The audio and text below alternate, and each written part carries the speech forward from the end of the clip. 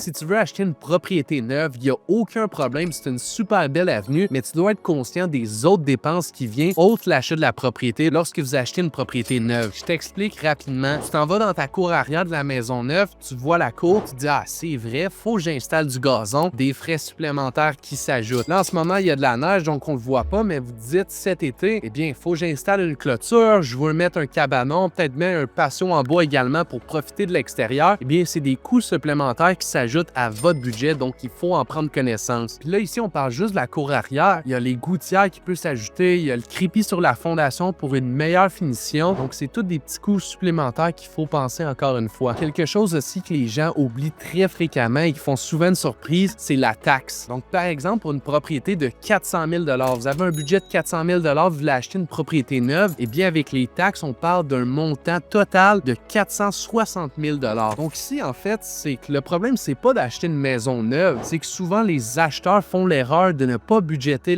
d'avance et d'oublier toutes ces petites dépenses connexes qui viennent avec l'achat d'une propriété neuve. Donc si vous pensez acheter une propriété neuve cette année en 2025, n'oubliez pas de prendre toutes ces dépenses en considération. Si vous voulez une liste de toutes les petites dépenses des choses qui pourraient s'ajouter par la suite, écrivez le mot dépenses et je vous enverrai une liste complète de toutes les choses que vous devez budgéter.